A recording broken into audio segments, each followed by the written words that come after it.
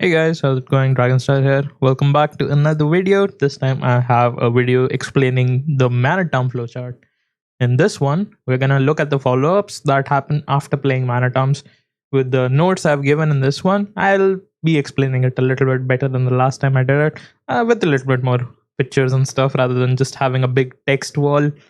In this one, we have Mana Town opening, 19 pop standard, 3-4 DS. If you have 2 DS, 3 DS, 4 DS, you are most of the time just going for mana toms. If you have a chicken map, I do not recommend going for mana toms. Go for a drush instead. But some maps with some civilizations, even on a chicken map, you can find your extra neutral deers and go for mana toms as well.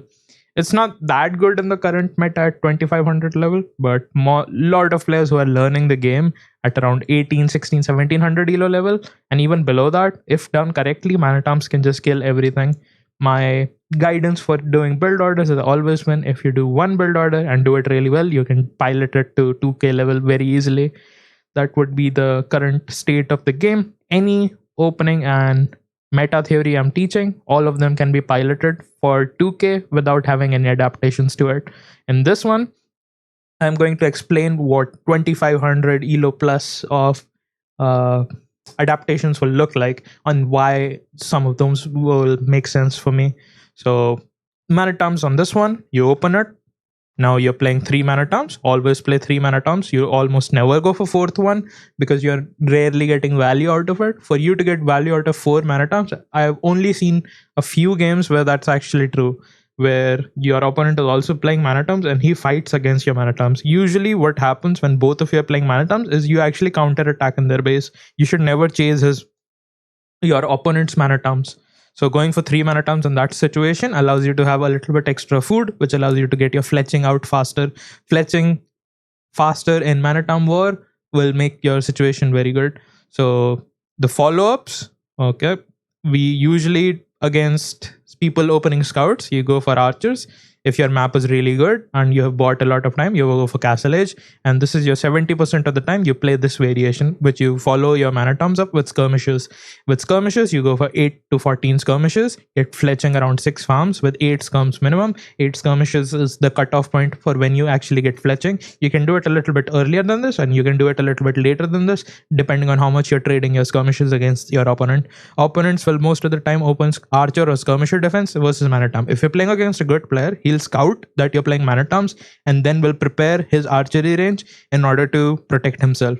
With my walling system, most players will actually not take damage to the mana tom opening and will be able to protect themselves by going for skirmishes. After going for this lining, you go for castle age with the archer approach, and with the archer approach you transition into crossbow rules. Crossbow rules basically means you go for crossbow. If you can hit their wood line, hit the wood line if you're playing against range units. And in a range unit war, you go for ballistics if you have map control. If you do not have map control, go for siege workshop. And mana toms into cavalry archers and mana toms into knights, both can be done, but it's super rare for you to actually attempt to do it, because if your opponent can punish your walling, you'll die before you can mass enough cavalry archers. Same applies with knights.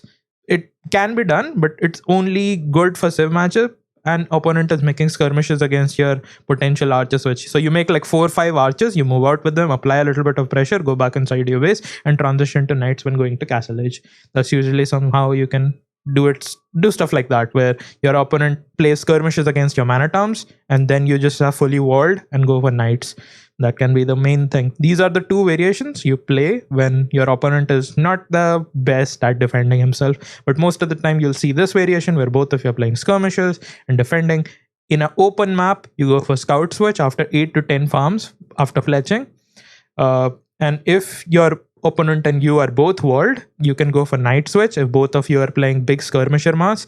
If both players have skirmishes alive, then you go for knights, and if both players have traded all their skirmishes, you go for cavalry archer switch or crossbow switch based on your civilization. If you go back to the 3000 elo build order I've shown, I do give suggestions on the follow-ups on how to do it, so you can check back and refer back to that video. And the drush opening can transition into mana toms, and the mana tom line will go from here to the castle edge. As soon as I get to mana terms, I'm thinking about this line. But the other two lines are also available to you after going for 2 militia with the Winchester build order. Hopefully that explains the thought process of the mana term flowchart. And if you guys enjoyed this video, consider giving it a like and give it a subscription. Hope you guys learned something, and I'll see you guys in the next one.